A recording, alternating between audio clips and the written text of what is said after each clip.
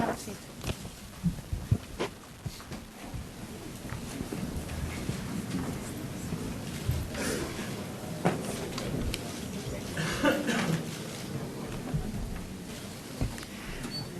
afternoon, everyone. It's a pleasure to have you all here. Welcome to the session.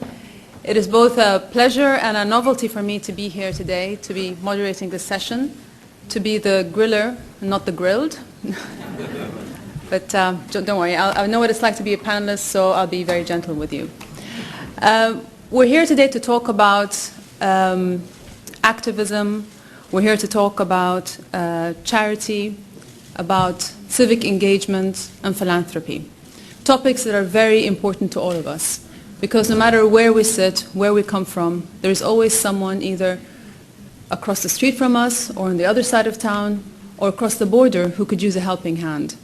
But the question is, does this helping hand come in the form of a handout, i.e. charity, or does it come in the form of a hand to help them along, to help them up, i.e. civic engagement? And charity is something that our region knows all too well, being the birthplace of the three monotheistic religions, which place the act of compassionate giving to the needy at the very core. But as you know, handouts are not sustainable. Our world needs more than that. We need engaged giving, up close and personal. Because true community is all about togetherness. It's about collective responsibility. It's about joint action. One hand cannot lift society, but many hands can help raise it. So for example, corporate executives going and reaching out to municipal village councillors, for example, beauty companies promoting healthy lifestyles, working women investing some of their time and talent and mentoring girls in impoverished areas.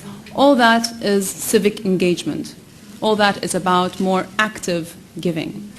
Now, today with our panelists, we want to examine the landscape of philanthropy in the Arab world, see where it is, see where we can take it from here. So without further ado, let me introduce our distinguished panelists.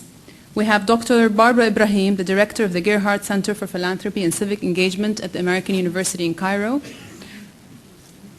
I'll start with His Royal Highness Prince Turki Al Faisal. Many of you know him as a diplomat, but he's also one of the founders of the King Faisal Foundation. We have Mr. Fadi Ghandour, co-chair of the WEF Middle East and CEO of Aramex International. Carly Fiorina, former CEO of HP and founder of the Fiorina Foundation. And finally, Omar Ghubash, deputy CEO of the Emirates Foundation. Please join me in welcoming our panelists.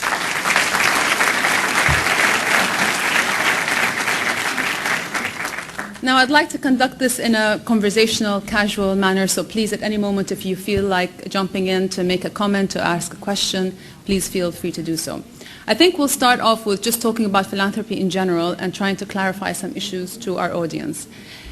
Now, I'll start with you, Carly. Over the last 10 years, I think we've seen the whole field of philanthropy really blossom from a concept to very much a practice in many companies and in civil society. We've seen the launch of many campaigns, such as the one I'm wearing the T-shirt for, the Red Campaign. Why do you think this has happened? Is this as a result of just excess wealth, or is there a change in global attitudes and the global value system?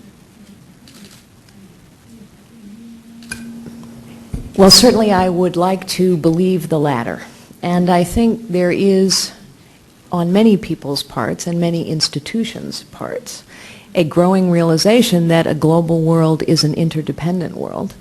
And therefore, what happens in one part of the world actually affects us elsewhere. Certainly, I know that as the chairman and CEO of a very large technology company, Hewlett-Packard, I believed very strongly that it was in our enlightened self-interest to be involved in building communities and building capacity, because as a company that operated in 156 countries around the world, we knew that if we were helping to provide a helping hand, as you put it, we were also creating employees of the future and customers of the future and partners of the future. It is true that there has been a tremendous amount of wealth created in the last 10 years. And I believe as recently as just a couple of weeks ago, it was reported that there are 950 individuals who collectively have amassed trillions of dollars of personal wealth and now are at a point where they can begin to give back. Certainly, now that I am involved as a private citizen in giving back, I can say that it is the part of my life that gives me the most satisfaction and the most pleasure. So I think it is all of those things. I hope business is more enlightened in its view about its requirement to be a part of the communities in which it plays a role.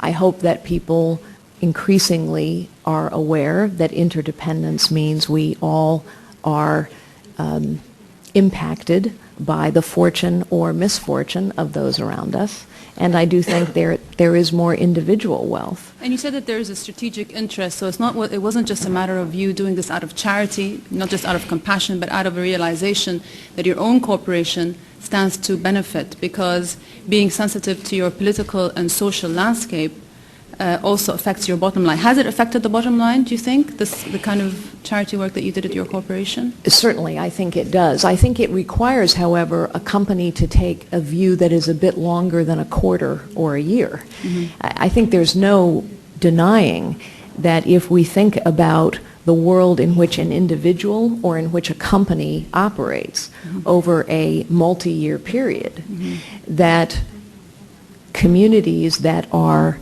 growing and vibrant are also communities that are more peaceful. They are communities where future employees or future partners can come from. So yes, I think it is in a company's enlightened self. And also being self-interest. sensitive to your environment creates probably opportunities for you in terms of how Absolutely. you His Majesty and Your Majesty were very forward-looking in creating the Jordan Education Initiative here in Jordan, a great example of a public-private partnership, something that Hewlett-Packard was honored to participate in. But out of that initiative has not only come more educated people, there's also come great opportunities for the companies that have been involved in that effort. We'll pick up on the opportunities later on. Before we continue, Barbara, could we just make it very clear to the audience the distinction between charity and philanthropy? Sure. Civic engagement?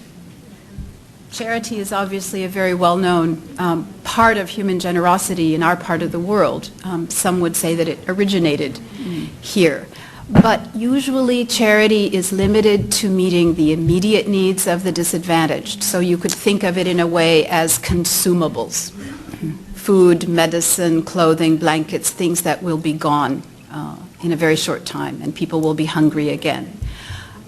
Whereas I like to think of a continuum that goes to change. So we might move from charity to thinking about development, and this is the old idea of not giving the man a fish, but giving him the pole to fish. We can take this idea, though, I think even further along the continuum and think about transforming societies, addressing issues of inequality and injustice, and the kind of reforms that are needed to make them the societies that we all would like them to be. And that's going to require strategic philanthropy, thinking about scale, and looking at the origins of our problems and tackling them at their root instead of placing Band-Aids on top of them. Charity strikes me as reducing just symptoms of distress, whereas philanthropy is more about finding solutions to the underlying problems. So it's more of a long-term approach, more of a sustainable approach. And we have wonderful examples throughout the Third World. The Nobel laureate, Muhammad Yunus, wanted to stabilize incomes for the poorest people in Bangladesh, and he found a mechanism that he could take to scale that was simple enough that it could be replicated broadly, that caught the imagination and the attention of his own society and then later on of the world. And in Egypt today, there's an organization that has 40,000 youth volunteers who are serving in their own communities, finding a way to ameliorate local problems. And so it's scale. a Well, lot we of have an its basket. example here at home with Aramex, Mr. Fadi Ghandour, and his project in Nadif. We have a short video here just to show you visually what this project is all about.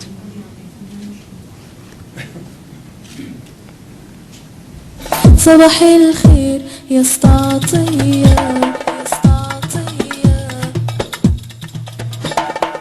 فقلنا القطاع الخاص له دور تنموي كبير، وبيقدر يجي يتبنى هذه المجتمعات وينتقل من مجتمع إلى آخر عبر المملكة. بدينا بدعم لشركة واحدة اللي هي شركة ارامكس، دعمت مشروع في جبل النظيف. ودك بينده كوكو كوكو.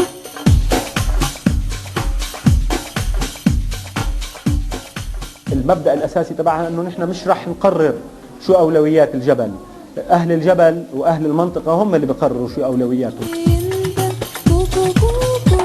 الوقفة محتاجين بهالجبل، محتاجين لمكتب مشان نتعلم فيها يعني ونعلم الأطفال كمان منها. يعني جبل نظيف يقارب ما فوق 100,000 عدد سكان في جبل نظيف. ما في متنفسات وما في مكان للعب للطلاب، وبنعاني من قلة النظافة وقلة الحاويات، يعني هذه برضو من المشاكل الرئيسية في الجبل. بدينا بالأمور الظاهرة، يعني الأمور اللي قدرنا نشوف إنه فيها مشاكل. مثلا شفنا المدرسة وحسينا إنه المدرسة بدها ترميم، لأنه في أشياء واضحة، الشبابيك مكسرة، ما في حديد على الشباك، ما في سياج حول المدرسة. الأولاد الأكبر، هاي مدرسة ابتدائية، فالأولاد الأكبر بنطوا على السور بضايقوا الأولاد الصغار. يعني عرفت إنه راح يظبطوا مدرسة آدكا، يعني حطوا لها شبابيك وضوء عشان ما كانش الضوء مناح، كانوا كل يوم يركبوا لها ضوء، وحطوا لها كهرباء منيحة. بعدين دهنوها. ما بصدق لحد ما اشوف عيني.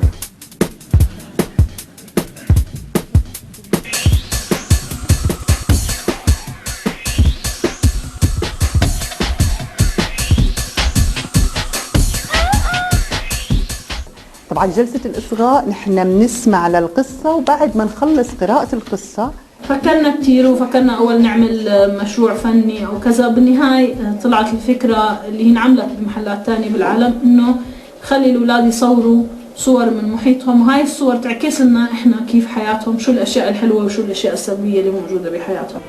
شو استفدت من ورشة العمل؟ انبسطت فيها؟ شو أحلى شيء كان؟ يعني الرسم. أعطيناهم الكاميرات على 2 بعد الظهر، يوم كان يوم 4، ويوم الخميس على الساعة 8 الصبح أخذنا منهم الأفلام.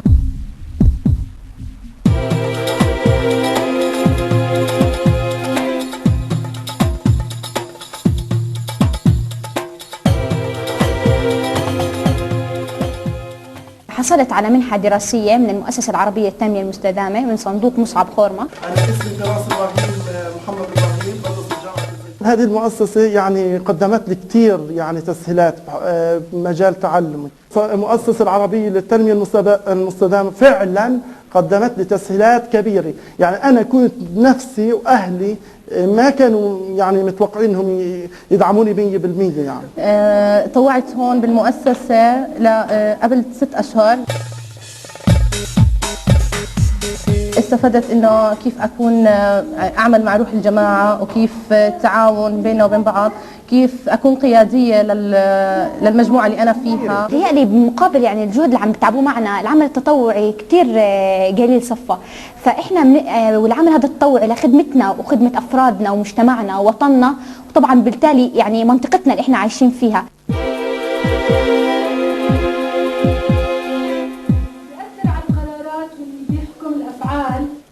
كانت أول مرة باخذ ورشة عمل، كانت أول مرة بحس إنه في تفكير.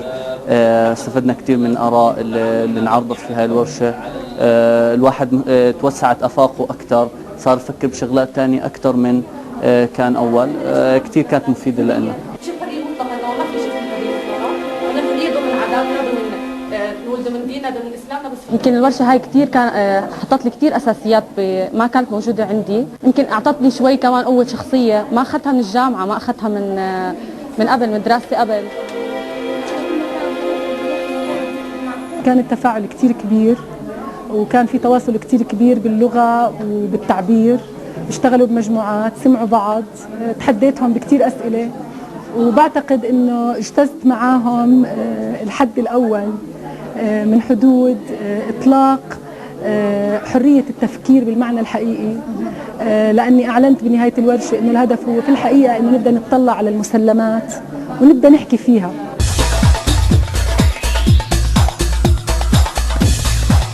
أنا مبسوطة كتير وبحب كتير المكتبة.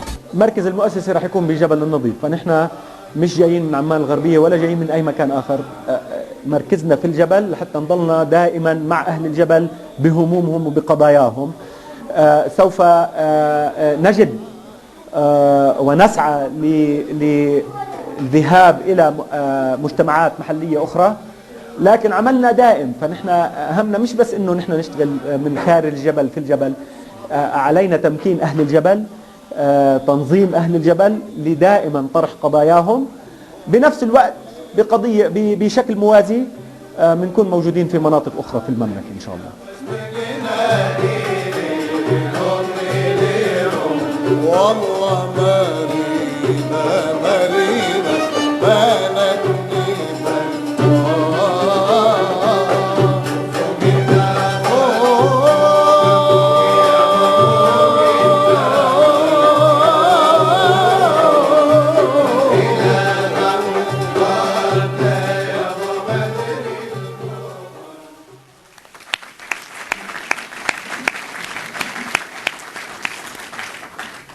Now, Fadi, over the years, Aramex has been involved in many charitable causes, and I know has sponsored many events and given many donations to good causes. What made you decide to personally and actively get involved in carrying out a project such as this, as opposed to just giving a donation to a specialist organization? Thank you, Your Majesty. I need to start by saying this is really a private sector initiative. It started with Aramex. We took it and we incubated it, and it was part of our giving back in terms of being much more activist than looking at it as charity. You know, at the end of the day, charity is for us to feel good and go to sleep and feel comfortable sleeping. But this is a story of the private sector and entrepreneurs reclaiming or claiming their role in development in the societies that we live in. We are making a statement that the future of our region or wherever we live in has to be decided by us also, and sitting on the table and going out and actually putting our money where our mouth is. The private sector has been doing extremely well. It tends to complain a lot. It tends to blame government a lot for being absent. Well, government can be absent, it's their problem. It doesn't mean that we're going to sit around and wait for development to happen by somebody else. This is a story of actually entrepreneurs, and it's not Aramex, by the way, it's called Ruwad Tanmiya, or Entrepreneurs for Development, and us basically making a statement. A lot of people said, why do you want to fix a school? By the way, the school you saw here is a government school. It's run and operated by government.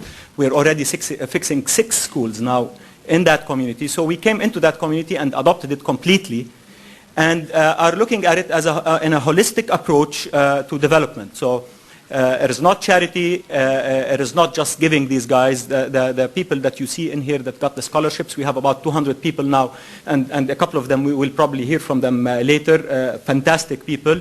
And actually, we gave... Why don't we hear from them now?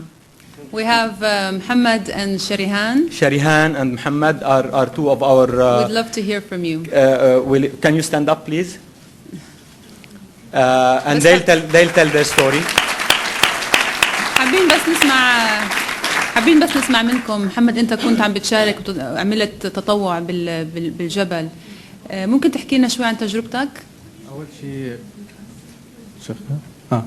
أول شيء بعرف عن اسمي محمد نظام عبد القادر النصر، متطوع في المؤسسة العربية للتنمية المستدامة، سنة ثانية تمريض في جامعة الزرقاء.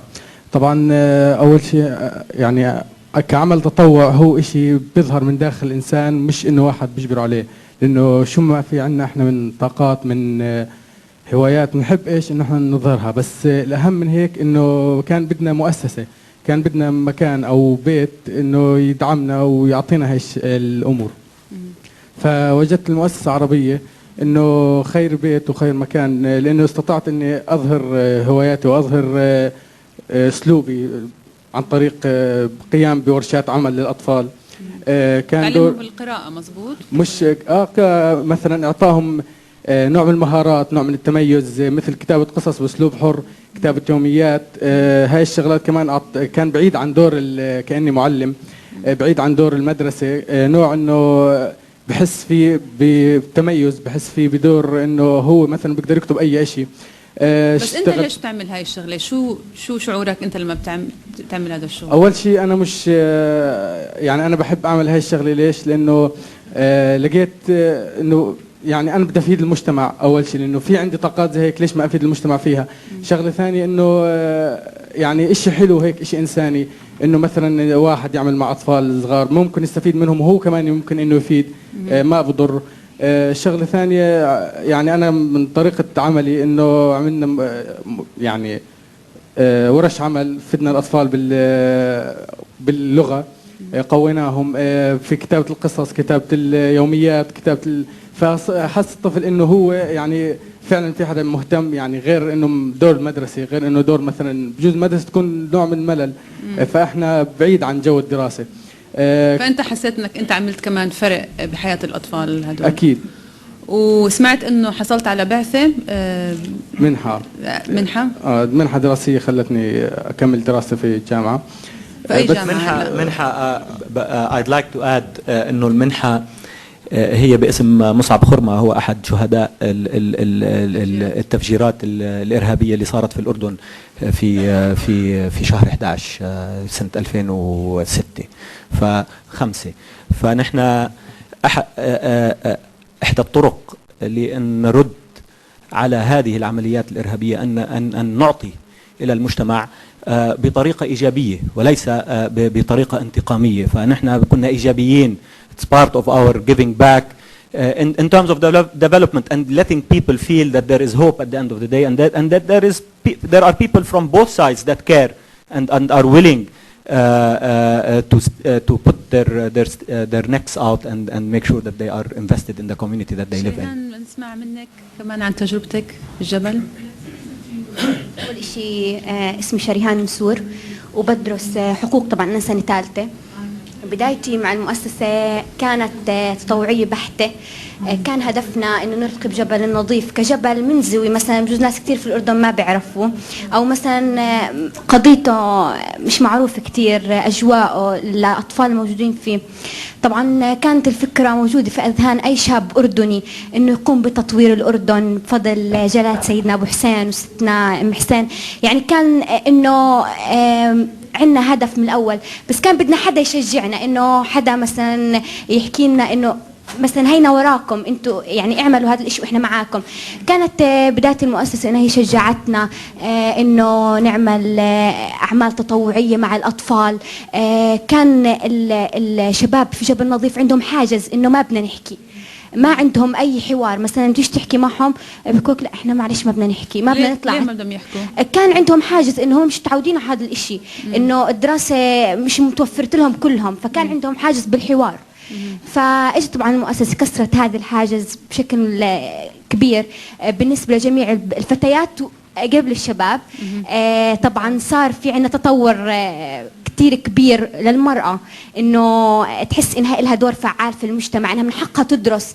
وأجت المنح كمان للطلاب حتى إنهم يعني يزيدوا في إنه يصير عندنا شباب واعي دارس والأعمال التطوعية. بس لو نيجي نحكي هسه بالنسبة للمنح أو للشباب، بيحكوا لنا حتى لو ما أخذنا منح العمل عجبنا، لانه بلامس شعورنا، بلامس تطلعاتنا كشباب اردني، انه احنا بدنا نطور بلدنا باي وسيله بغض النظر عن المنح. تشاركوا. ممتاز. وبس كنت حابه اضيف شغله.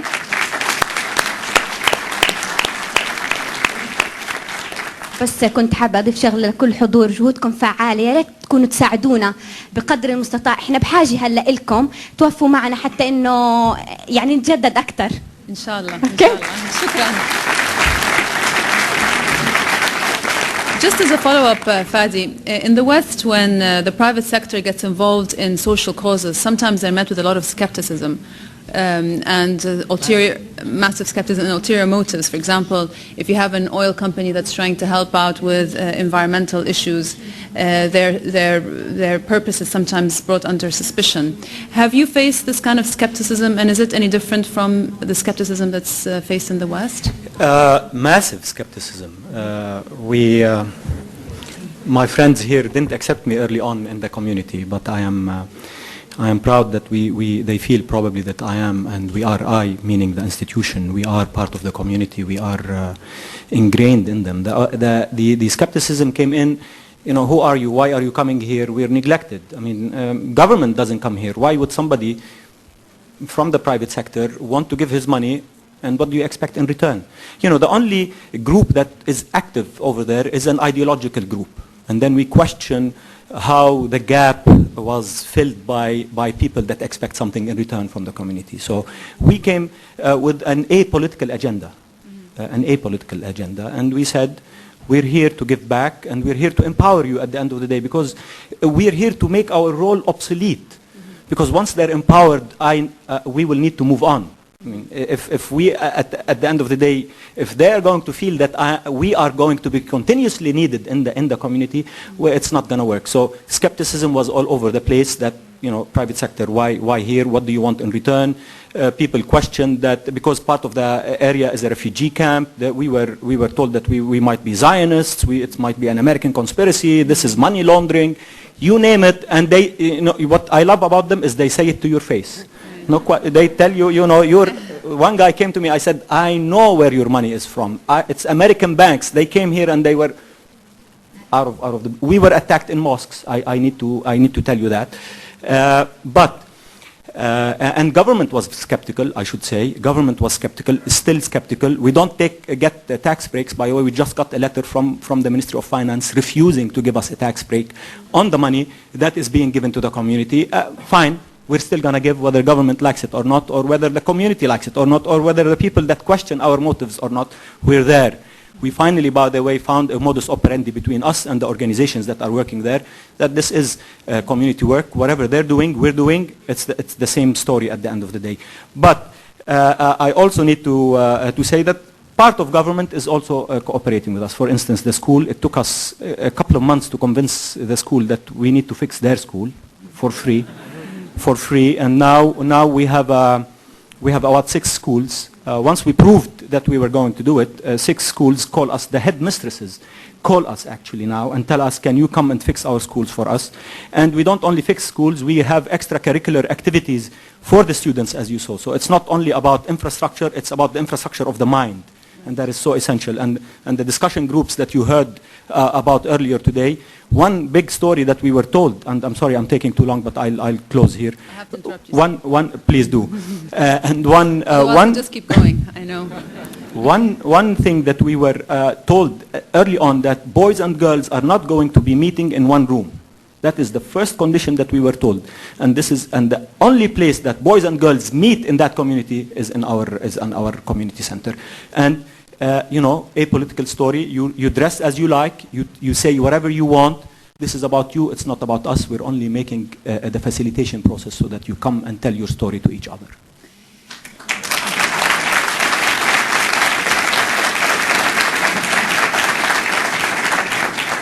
Speaking about the relationship between NGOs and the government, Your Royal Highness, as someone who has been involved in government and also has a lot of experience in the field of philanthropy, and with your organization being one of the oldest in the Middle East, 30 years old, are there certain lines that people involved in philanthropy shouldn't cross when it comes to politics? بسم الله الرحمن الرحيم. إن تبدوا الصدقات فأنعما هي وإن تخفوها وتؤتوها الفقراء فهو خير لكم ويكفر عنكم من سيئاتكم والله بما تعملون خبير. إنما الصدقات للفقراء والمساكين والعاملين عليها والمؤلفة قلوبهم وفي الرقاب والغارمين وفي سبيل الله وابن السبيل فريضة من الله والله عليم حكيم. If ye disclose acts of charity, even so it is well. But if you conceal them and make them reach those really in need, that is best for you. It will remove from you some of your stains of evil, and Allah is well acquainted with what ye do. Alms are for the poor and the needy, and those employed to administer those alms. For those whose hearts have been recently reconciled to the truth, for those in the cause of Allah, and for the wayfarer. Thus is it ordained by Allah, and Allah is full of knowledge and wisdom. Your Majesty, as far as I can tell, charity should go where it is needed. And according to the instructions we have received from God Almighty, it says who are those who need charity. The poor, those in need, those whose hearts are reconciled to the truth, and also those in bondage and in debt and in the cause of Allah. So therefore, any act that can further those aims and those aspirations is doable and within the realm of charity work. As you know, Your Majesty, the fourth pillar of Islam is zakat, which is alms giving. And when you started your comments, you talked about charity and philanthropy.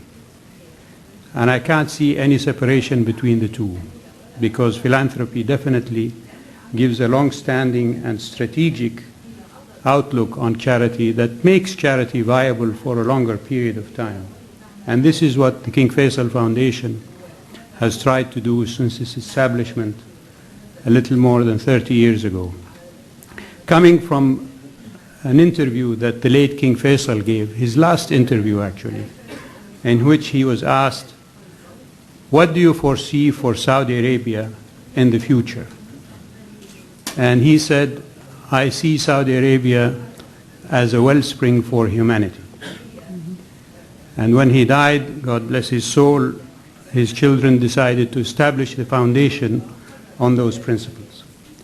So it is in terms of education, it is in terms of building schools and hospitals, it is in terms of alms giving, charity, food, medicine, clothes.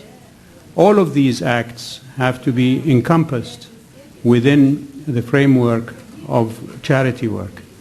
NGOs, wherever they may be, are definitely within the realm of alms giving and charity, as long as what they do is beneficial to mankind. And there is no distinction, Your Majesty. I think this has to be made, as far as Muslim thinking is concerned, between charity for Muslims and charity for non-Muslims.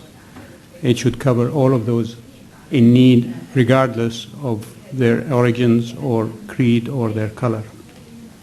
And alhamdulillah, as far as the King Faisal Foundation is concerned, the main principles that the late King put for us on the issue of being the wellspring for humanity is being done now through a university, a high school, and a research center, and a scholarship program for students, and grants for in more than 35 countries throughout the world, as well as in Saudi Arabia.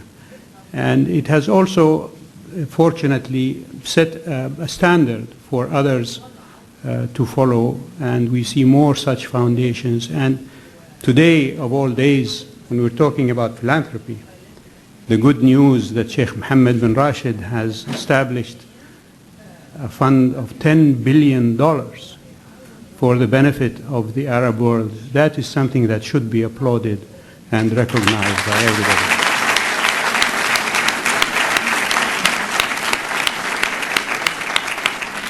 So my question about the relationship between NGOs and politics and government. For example, and examples of Bob Geldof at one point didn't think that the president should run for re-election, as a result caused demonstrations in the country.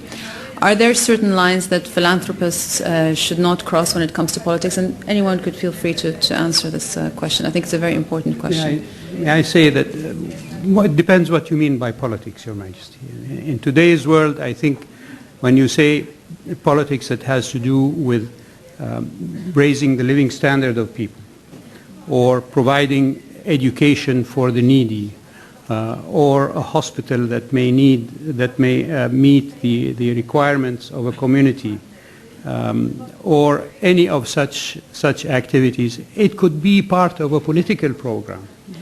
If you will excuse me for saying so, but most politicians in the world, in whichever country, would like themselves to be recognized as having either initiated such programs, either through government activity or on their own, or take credit for such programs, as Mr. Geldof has done in parts of the rest of the world, and politicians have attached themselves to Mr. Geldof's activities. It could come from the heart, definitely, and that's all and good. But I can't help but feel that there are some other aspirations as well than simply doing good, as my brother here, Ghandour, said, and feeling comfortable and going to bed at night with an easy heart. At the other end of the spectrum, of course, we have sometimes situations where this social work is actually used just as a cover to further some political agendas, and that's something that we have to watch out for. That's what we have to watch out for, yes. And I want to pick up on one of the ayat that you read, في surah that says, and maybe Omar, you could answer this, that you can give in public or in secrecy. Now, contrary to the Western culture where people give openly and like to be acknowledged, in the Arab world we find that people prefer not to be acknowledged and almost to give in secrecy. Now, do you think that if people were to give more openly, that this would create more of a robust philanthropic environment in the Arab world? Yeah, I'm not so sure that that's true anymore, that we don't like to give in public. People are becoming more and more conscious of where the money's come from and where it's going to go. And increasingly we're finding that people who want to, for example, give funds to the Emirates Foundation are quite happy to have that publicized in a way. And not only publicized, they're actually very happy to get involved in working out programs with us and setting agendas as well. And does it encourage others then to give? There's this public acknowledgement? I think absolutely. And I can't help thinking that perhaps what's happening in Dubai is in some way not a reaction, but a response in a way to what the Emirates Foundation has done as well. Of course, we're looking forward to working with them, and we applaud their huge endowment. Because what we're concerned with is not just individual giving, but the creator of giving. And that's something that I think is still at its infancy in the Arab world. And I heard you once say that you're not concerned with individual volunteering, but creating a culture of volunteering. How do you go about doing that in your foundation? Well, I think actually, there's much less work for us to do than we initially thought. We just established a national volunteer program in the Emirates. And we were overwhelmed with the response. Young men and women, kids from the age of 7 all the way up to 35, rushing to us with their details, with their enthusiasm, to get involved with projects wherever we could offer them. And in fact, now our problem is to actually try and find enough opportunities for them to put their energy into. We've been continually surprised, and I was particularly pleased to see the volunteers who spoke here today. It's something wonderful to see these young men and women really breaking all of the traditional stereotypes that we have in the Arab world. And I can't help thinking also that they shouldn't be seen as a threat. They should be seen as a tremendous opportunity. And it's up to us to begin to create structures for them, and that's exactly what they're looking for. These are their words. Thank you for creating a structure for us to actually begin to use our energy. Well, as you know, 50% of the Arab world is under the age of 20, and that presents us with a great opportunity for a lot of energy that if given the right structures, as you said, could be harnessed in the right way. Now, Barbara, in your center is very involved with basically framing this whole philanthropic field and doing a lot of research and data gathering, providing, if you will, proof of concept for civic engagement. Is the Arab world just made of a few exemplary examples as the ones that we've heard, or is there a real movement in this field? Well, our center is very new. We've only had our doors open for 1 year, but we spent a year prior to that taking a look around the region. Mm-hmm. And we were struck at what I think you could almost call a phenomena of interest in institutionalizing giving. Mm-hmm. This has always been a generous region, and both Christians and Muslims give as part of being a good person and being as part of their devotion. But what was new and interesting to us was the readiness to form organizations, to bring people's resources together, and to somehow think about being more effective. And I think there is every week or every month some new organizations sprouting up. And in each Arab country, they take slightly different forms because historically and in terms of legal structures, the environments are different. So we saw a moment in which we can catalyze and synergize some of that by simply sharing best practices, documenting and getting the word around. And I couldn't agree more with Omar, who says that a lot of this is being driven by young people. They are calling upon our generation to do more for them, to provide them with experience. And the skills of volunteering or of being a good citizen are not just the kind of thing I think we wake up overnight and decide we're going to practice.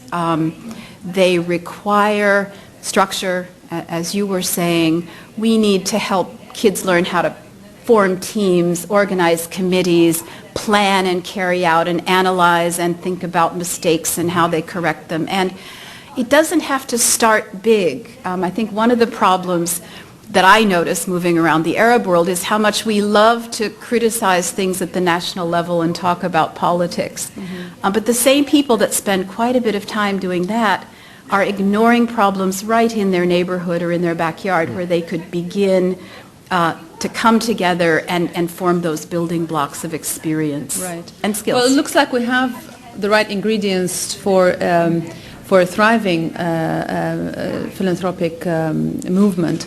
We have the youth, we are providing the structures, but I think in addition to that, what can governments do to provide more incentives for organizations to become involved? For example, many companies give because of tax breaks. In the GCC, where income tax is very low or almost non-existent, what incentives could there be to create the right environment for organizations to be motivated to give? And I think governments can show encouragement in public displays of support for these organizations. An example in Saudi Arabia is the participation, for example, of the king and the crown prince in certain ceremonies that the King Faisal Foundation undertakes, whether it is the King Faisal Prize that is given on an annual basis in various fields, that includes prizes in sciences and medicine, which bring recipients from all over the world, along with Islamic disciplines and Arabic literature, and the King Faisal International Prize for Service to Islam. The king or the crown prince attends these ceremonies and gives credence and importance to these ceremonies that highlight the activities of the foundation and bring attention to its activities. And that definitely has a ring effect on the rest of society, because the leadership is seen as recognizing that kind of work. And there are other ways of doing that, maybe not tax incentives, but perhaps even participating with the foundation in certain projects that bring good and so on. to a community. All of these things can invigorate and support the activity. Omar, you wanted to add something? One of the key things that we find, even though my board is essentially half of the cabinet, we discovered that we need an NGO law that actually allows for all of these organizations that we want to support to actually exist legally. And so currently what we're doing is trying to adopt these organizations so that they have some kind of legal framework. But going down the road, you really need to think about having an impersonal system for developing civil society, as I think we're talking about. Perhaps, Your Majesty, there's one other thing that government can do, or frankly, any very large foundation with a very large endowment, and that is to encourage collaboration around key projects. One of the things that I find interesting about the philanthropic world is there's a lot of competition, actually. There's competition for funding, there's competition for programs, whose program is more inspiring than the other. Of course, a little competition is a good thing because it inspires people to performance. But on the other hand, it also is true that sometimes better results are achieved when people collaborate and leverage off of each other's activities. I think that is, in large measure, one of the secrets of the success of the Jordan Education Initiative. And so I think government and big foundations can encourage collaboration, can encourage people to leverage each other's work. Well, in many cases in the Arab world, you find that there's competition between the NGOs and the government. Yes, of course. And that's an issue to look into. And actually, no matter how large the NGO sector is, we find that they are dwarfed by the spending, that the welfare spending by the government. Is it realistic for us to expect governments to give funding to NGOs to carry out projects instead of them executing projects themselves? For example, Fadi, you were talking about with the Ministry of Education, you're offering to fix a school, a public school. So you would think that the government would be welcoming of such an initiative. So is it realistic for us to expect government to be more hands-off and really sort of empower NGOs such as yours to move forward? I think absolutely. I think in Jordan there is that tradition of incredible cooperation and work between the NGO sector and government. In fact, the Ministry of Planning now does a lot of its developmental work in poverty pockets in Jordan through NGOs, and that's what empowers these NGOs and makes them and gives them the experience in actually going out and doing it and building their capabilities and capacity building. So government in Jordan is developed enough and I think is aware enough and mature enough to get out of that process and allowing NGOs to do it. What was different with us is that we're a strange creature for them because we're private sector, and the private sector is continuously questioned with its motives. No matter what you do, there must be something that you're hiding behind your intentions of why you want to give. So we're not an NGO, we're just a bunch of 6 or 7 private sector people that want to do good. And that is just simply not a bit alien. Do good meaning in an activist way, not only in a charitable way where we're giving money to NGOs and sitting back and it's more involved and again feeling good about it. No, we decided that we want not only to give our money but to give our skills. A lot of the things that we do in that community is bringing our skills, allowing them to bringing jobs to the people that actually the volunteers and the people that get scholarships. We do job placements for them. We teach them how to do interviews. We teach them how to do their CVs. We give them internships. It's more about capacity building. And empowerment. At the end of the day, again, development should not be left to government and government alone because government does not always know best. In fact, sometimes it's better to give to organizations that specialize in certain things, and that's personally been my experience. So if you have an organization that's been involved in working with orphans, for example, they'll probably do a better job at running an orphanage than the Ministry of Social Development, if you will. And as you know, in the Arab world, there are a lot of complaints and criticisms directed towards government and towards leaderships, etc.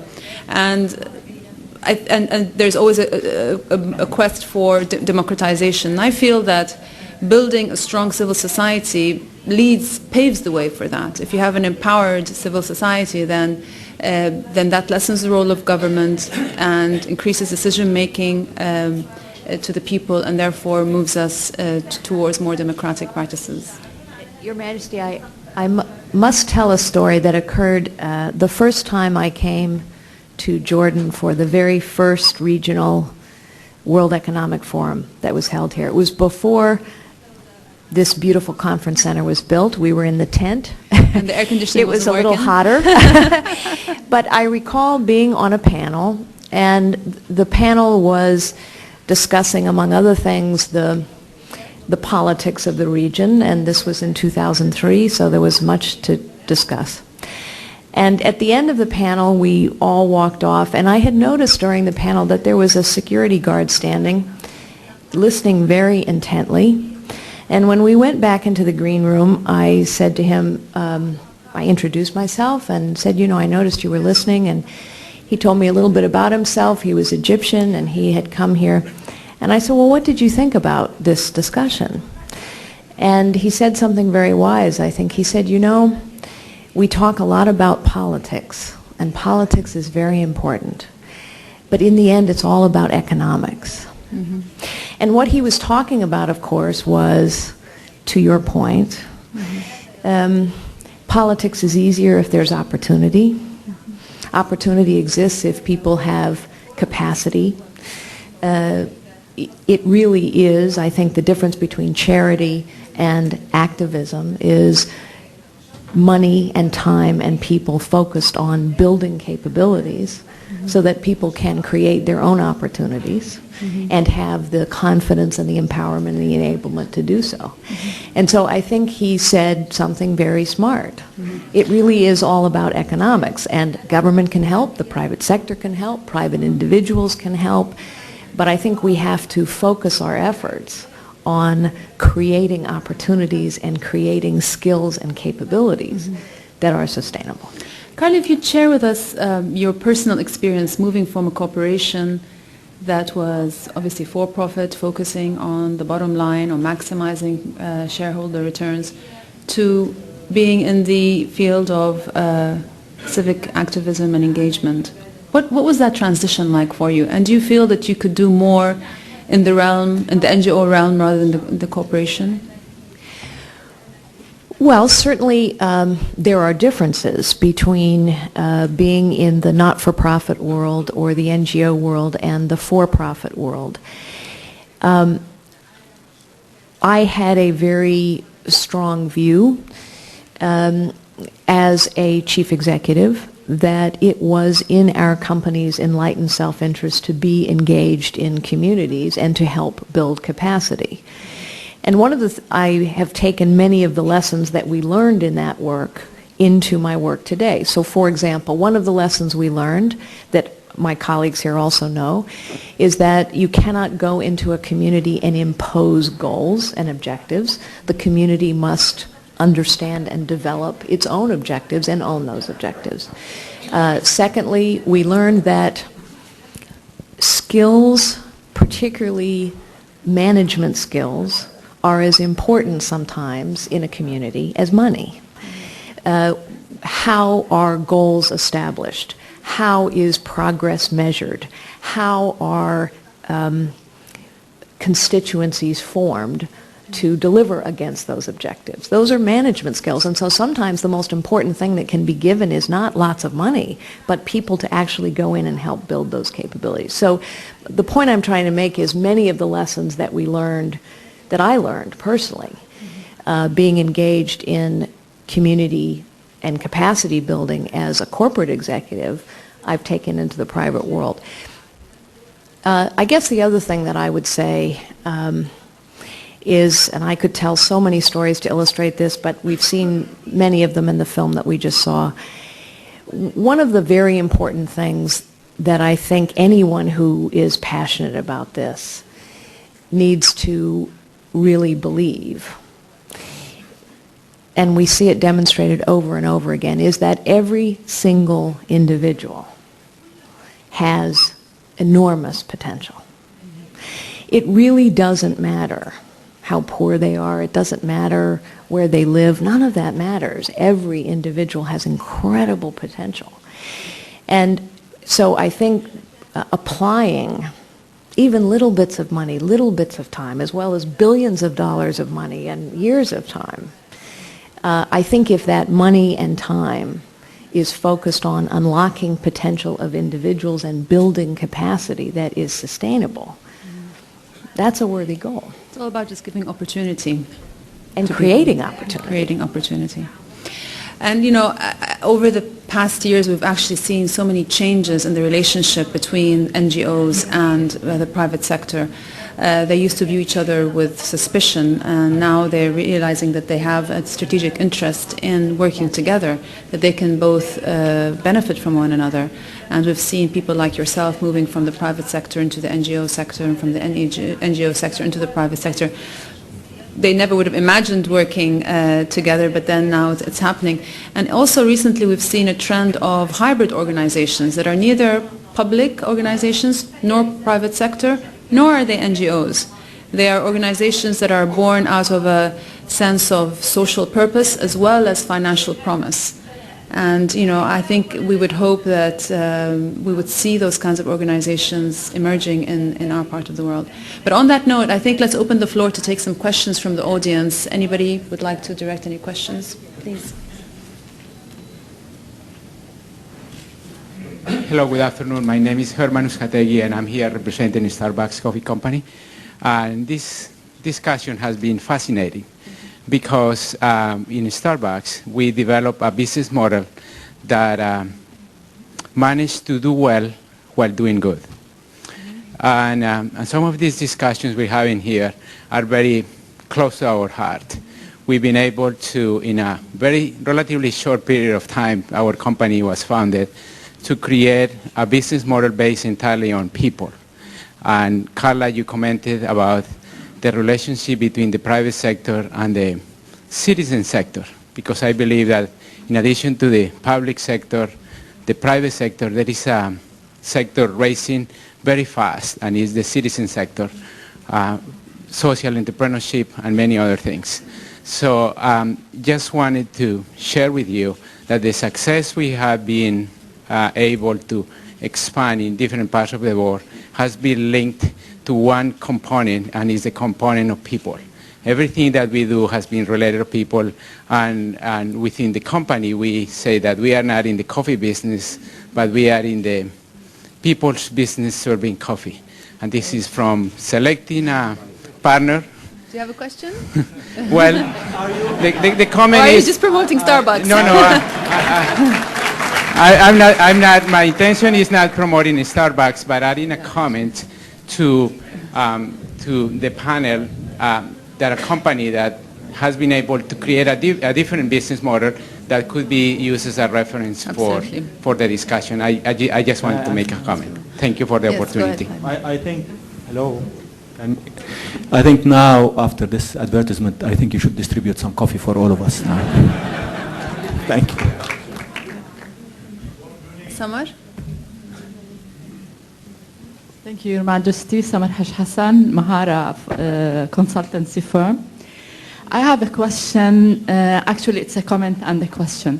From what we are seeing about how important charity, philanthropy, and giving back to the society, when I see the new generation, I don't see they have it within themselves as much as we do. And it's a question that I would like to address to the panelists. What would be your advice to the ministries of education to do in the education system now, so that they can really build that feeling within the students? Some private schools, they do some social activities to encourage the students to do some social work, but it's not yet integrated. And the young generation are so busy with several things. They are distracted with so many things that they don't really have it within themselves to help their societies. Thank you. Your Highness? I think it's important to remember in our part of the world the historical tradition for alms giving and all of the charitable works.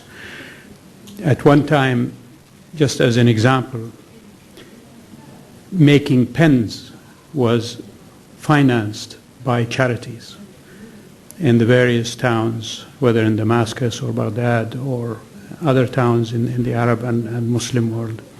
And it was within the structure of the society that doing good was something that is rewarding, not just in the afterlife, but even in the community.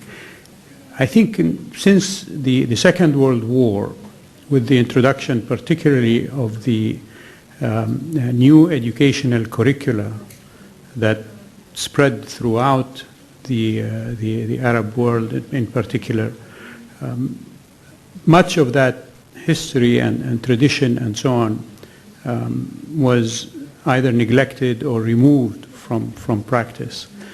But I would agree to both my neighbors on the right and the left that the young people today are much more engaged in giving of themselves rather than simply in terms of financial contribution, as we see these two young people who have contributed in the projects here in Jordan. And you see this throughout the Arab world. I can speak for Saudi Arabia. We have a women's college in Jeddah that is part of the structure of the King Faisal Foundation, but financed with the inheritance of the late Queen Effet, where the young girls in that college are engaged in the society much more than the older generation that preceded them 20 years ago or 15 years ago, who were much more laid back and relaxed than this young generation that is coming up now in their teens and early 20s. They want to give, and they want to feel that they're participating in and sharing in the society. Thank you. Barbara? I heard of a lovely example in Kuwait where a woman was concerned that in her children's school there was very little of this sort of social responsibility being taught. So she got permission, I think it was a 3rd or 4th year class, to challenge the children to go home and collect all of the spare change out of their parents' pockets, their neighbors' bedroom dresser drawers, and bring those into class. And the response was tremendous. These kids brought in so many coins that sort of physically they couldn't figure out how they were going to put them all together and move them out of the room. But then it was a chance for the children to think about, okay, what do we want to do with the money we've collected? Where could we make the most good? Where could we really make a difference? And so I think that the curricular interventions can be simple, they can be fun, and the lesson becomes doing good feels good. It's not just an obligation, it feels good. The other thing I would just mention is that there's a wonderful business opportunity, I think, for the private sector to think about our unemployed graduates and perhaps create volunteer opportunities for them to solve a social problem, but to get a little bit of experience in the world that they could put on their CVs. They make some contacts. It might be the jumping off place to that first job, and this could be a wonderful learning opportunity as well. Fadi, you still want to say something? Yeah, I wanted to say that the minute it's the absence of platforms that allow people to come and volunteer. The minute we opened a youth center in Jabal al-Nadif, we can't, I mean, not only the kids that get that scholarships come back to volunteer. It is now, you know, it's a center, people come just because we're there and they have a chance to come and volunteer to work in their community. And this is about volunteering for you. There is nobody that is more interested, by the way, in working in their community than the people of the community. So it doesn't take me to teach them, it takes me to, me meaning the institution, to tell them, here's a platform for you, come and you can volunteer. At the same time, our kids in the more affluent areas need to do, you know, we need to do a better job with them in teaching them how to volunteer and to understand that there are people out there that are on the margins and they're not all well off like they are. And I have a problem with my children volunteering, so I need to do a lot of work internally. I think a lot of us in West Amman need to do the same thing. So it's about teaching the values, providing the venues and the platforms, and they probably, yes, Amar. I'd like to come to the defense of young men and women. I think we have to have a little more faith in them. And that's what's going to really open up possibilities. Absolutely, absolutely. Thank you.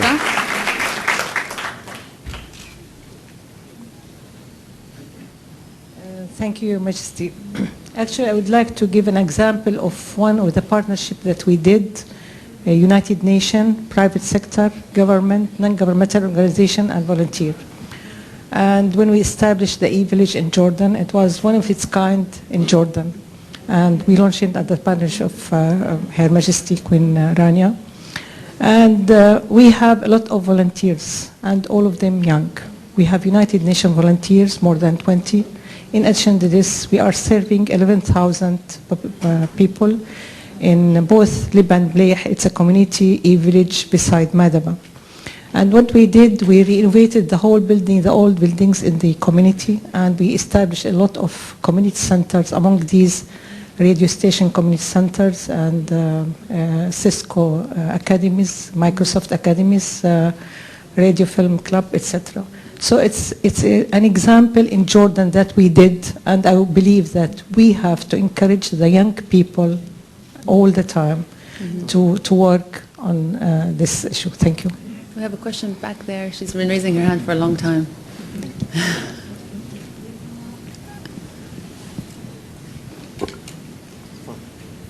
Assalamu alaikum. I'm Abu Sulaiman Kingdom Foundation. I have a question for Mrs. Ibrahim. At our foundation, we did a study that showed that 70% of giving in the Arab world is done on an individual basis, which means not an institution. It also means it's not counted. And I'm not counting the recent $10 billion that was before.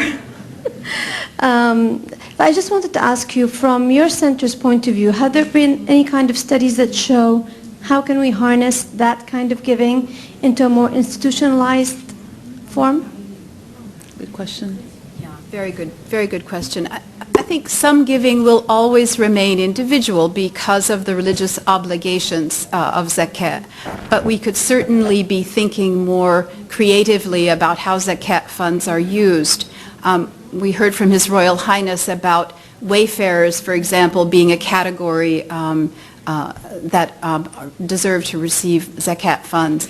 Well, recently in Egypt, there's been a group lobbying to receive a fatwa that refugees would begin to qualify as wayfarers because, of course, this is a huge problem in so many of our countries. So creativity, I think, is one of the ingredients that we're looking for. But I'm finding that spontaneously, there's a certain kind of individual who, after a certain period of time, wants to become more effective and wants to perhaps think about a legacy after they're gone. And for that individual, institutionalizing their giving makes sense. And it might be an endowment, it might be a foundation, it might be something operational, it might be grant making. And I would make a plug for anyone in the audience thinking about forming foundations that we need asset-bearing organizations that pass through their funds to other worthy citizen organizations, not that every foundation does all of their activities through their own mechanisms. We're running out of time, so I'll take maybe just one more question, but it's got to be a question, not a comment.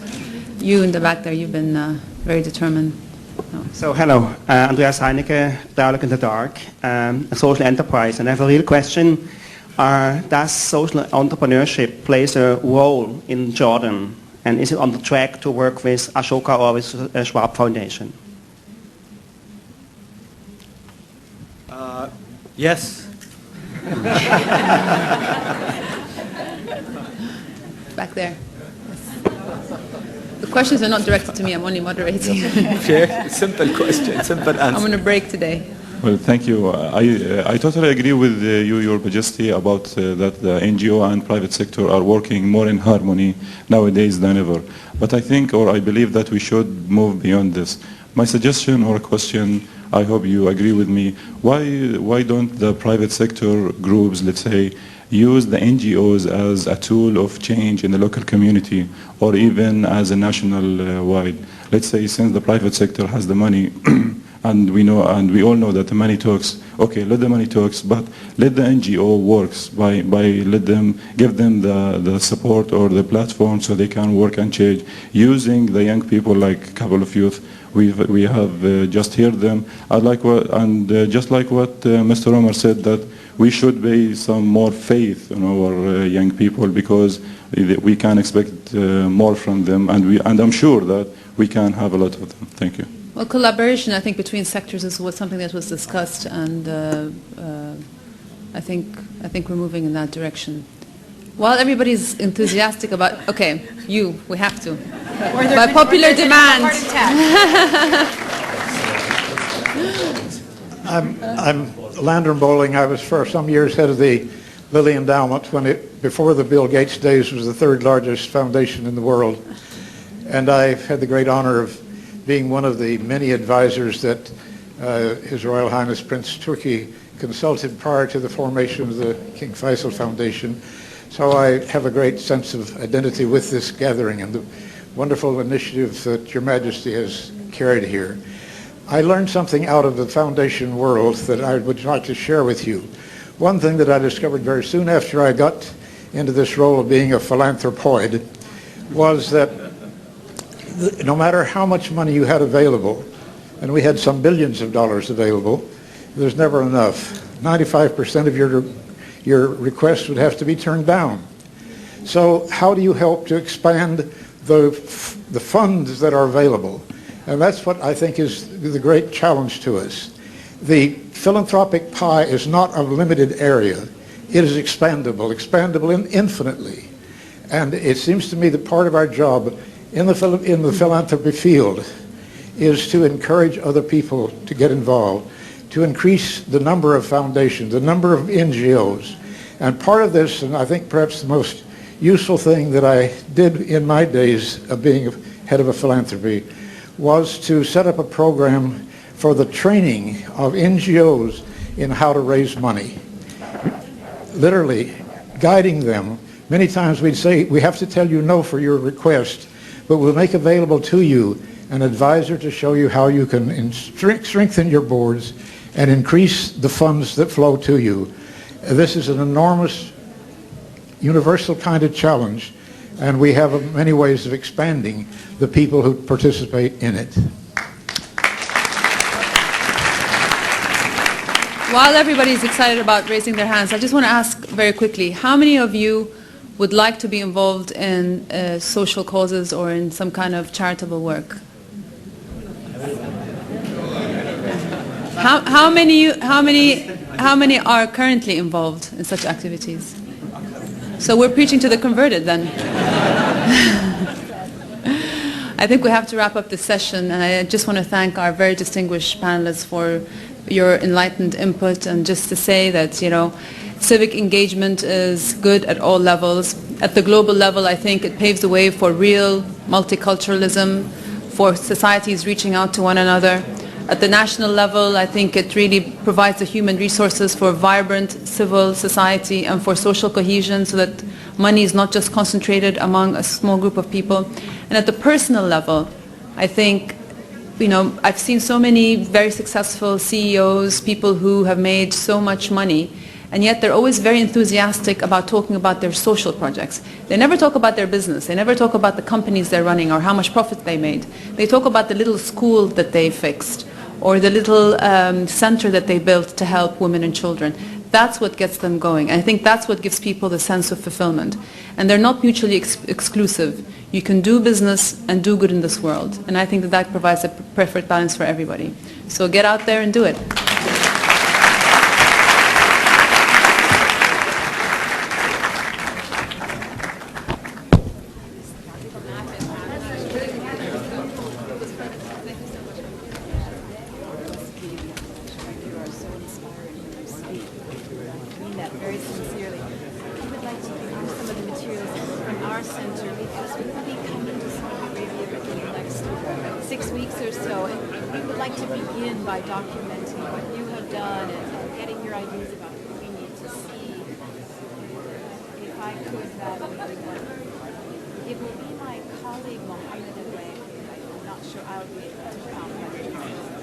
very experienced fellow.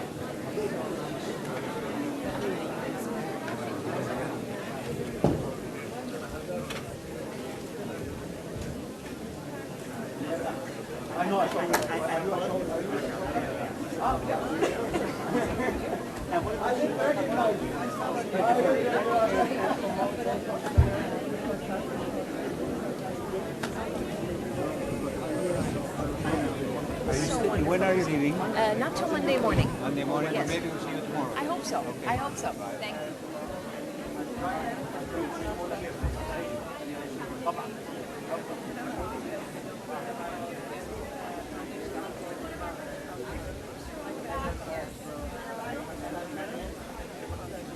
I am going to custody for a social. You don't have your